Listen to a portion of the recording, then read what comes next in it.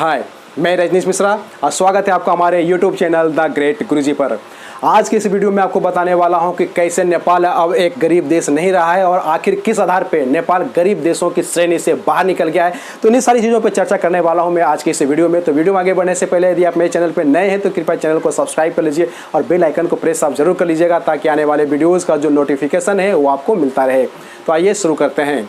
विश्व बैंक हर एक साल 1 जुलाई को विश्व के विभिन्न देशों को 4 इनकम ग्रुप में जो है विभाजित करता है। 4 अलग अलग इनकम ग्रुप में विभाजित करता है। Lower income, lower middle income, upper middle income और हाई इनकम, इन 4 ग्रुप में विभाजित करता है।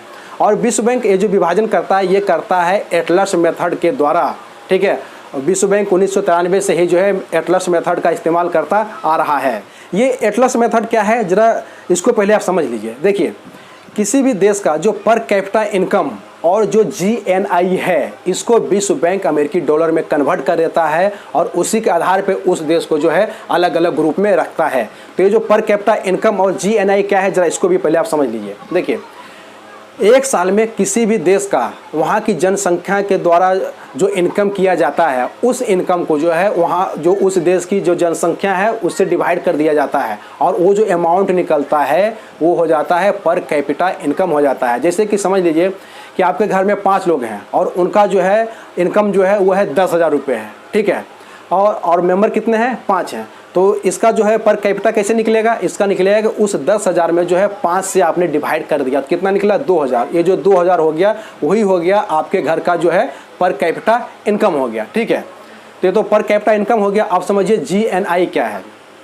GNI है ग्रॉस नेशन इनकम। ठीक है, कि उस एक साल में जो है राष्ट्र का जो है किसी भी देश का जो है पूरा इनकम है, चाहे वहाँ के लोगों के द्वारा कमाया हुआ या फिर किसी बिजनेस के द्वारा जो इनकम हो रहा है, तो सारा जो इनकम है, ठीक है, वो क्या कहलाता है, ये GNI कहलाता है, मतलब ग्रॉस नेशन इनकम कहलाता है ये। अब सवाल ये उठता है कि आखिर कितने पर कैपिटा इनकम पे जो है देश को अलग अलग ग्रुप में रखा जाता है। तो देखिए, यदि किसी भी देश का पर कैपिटा इनकम जो है वो अगर 1036 अमेरिकी डॉलर से नीचे है तो वो ग्रुप 1 में आ जाएगा, यानी कि वो लोअर इनकम वाले ग्रुप में आ जाएगा। ठीक है, जो कि गरीब देशों की जो श्रेणी है। ठीक है, और यदि किसी भी देश का जो पर कैपिटा इनकम है वो 1036 से लेकर 4045 के बीच में है तो वो जो देश है वो आ जाएगा लोअर मिडिल इनकम वाले ग्रुप में आ जाएगा। और यही हुआ है नेपाल के साथ हुआ है। इस बार का जो वर्गीकरण जो हुआ है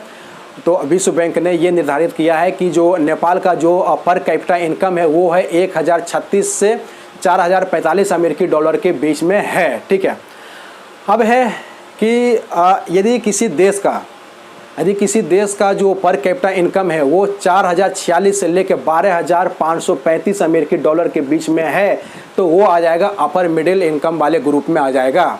और लास्ट में जो हाई इनकम वाला जो ग्रुप है इसमें वही कंट्री आएगा जिसका जो पर कैपिटा इनकम जो है वो रहेगा 12,535 अमेरिकी डॉलर से ज़्यादा रहेगा। तो उम्मीद करता हूँ कि जो भी जानकारी मैंने आपको दी आपको काफ़ी पसंद आया होगा।